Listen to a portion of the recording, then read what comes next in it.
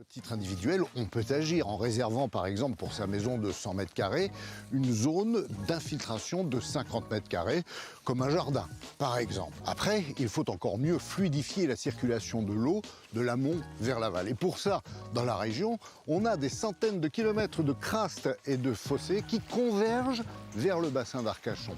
Autant d'artères qui transportent des millions de litres en traversant le domaine privé comme le domaine public. Pour en parler, on a pris contact avec Marion du pôle pluvial du Ciba.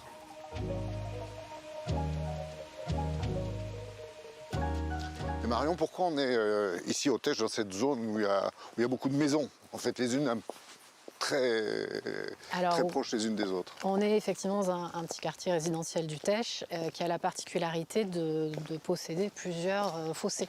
Les crastes, elles avaient été faites à l'époque pour délimiter les terrains, souvent. Donc on a beaucoup de crastes qui servent de limite de mitoyenneté parcellaire. Ouais. Il y a une différence entre craste, ruisseau, là Alors craste, c'est un terme local. En fait, c'est un terme du coin pour parler d'un fossé. Mais une crasse et un fossé, finalement, c'est la même chose. Il y a une différence, par contre, entre les fossés et les cours d'eau. Les cours d'eau qui ont un statut réglementaire et qui dépendent du Code de l'environnement. Et donc, de ce tissu urbain, il y a ce genre de fossé, c'est ça? Exactement. Donc là, c'est un petit fossé assez classique. C'est pas un axe très important. On peut descendre, on ne craint rien parce qu'on est chez les gens, là. On est chez les gens. Alors là, si j'ai bien compris, Marion, je suis pile poil entre deux propriétés privées. Et donc sur une commune, et c'est comme ça partout. C'est comme ça dans beaucoup de secteurs. Alors comment vous faites pour intervenir? Votre rôle ici, parce que c'est pas chez vous, pardon. Alors c'est pas chez nous, donc effectivement nous on n'a pas le droit d'intervenir. Ouais. Ce que l'on peut faire, c'est faire des contrôles, donc on vérifie que les entretiens soient correctement faits. Oui, alors ça c'est une arrivée de pluvial en direct dans le fossé. Donc là en fait c'est de l'eau de pluie, l'eau du ciel qui se déverse dans le jardin de chez ces messieurs-dames, et hop, qui vient directement dans... Qui arrive dans le fossé. C'est normal.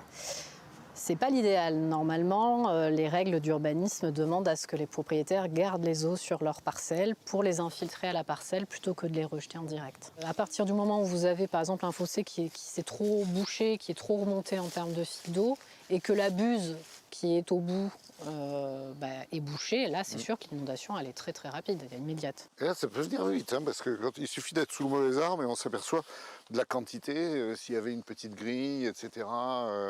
La buse peut vite être bouchée quand même, hein. Non? Les feuilles, vous avez de la vitesse quand l'eau circule dans le fossé, donc les feuilles sont entraînées. Par contre, elles vont se déposer un petit peu partout dans le fossé. Ce qui est vraiment embêtant, c'est quand vous avez des branchages ou alors des grillages, par exemple. C'est vrai qu'il y a des gens qui installent des grillages pour empêcher les enfants, les chiens, enfin, de passer et fermer leur terrain, ce qui se comprend. Il faut être vraiment attentif quand on met un grillage à ce qu'il ne soit pas un barrage, en fait. C'est compliqué quand même, parce qu'il y a les us, il y a les habitudes de population, et puis le fait de se sentir chez soi, d'être chez soi, et de se dire, bah ouais, je fais ce que je veux, quoi. Aussi, donc pour vous, ça va être compliqué à gérer. C'est compliqué. Après, pour informer. Ce qui est important, c'est de comprendre que finalement, un fossé comme ça, qui traverse plusieurs parcelles, quelque part, c'est presque un équipement collectif.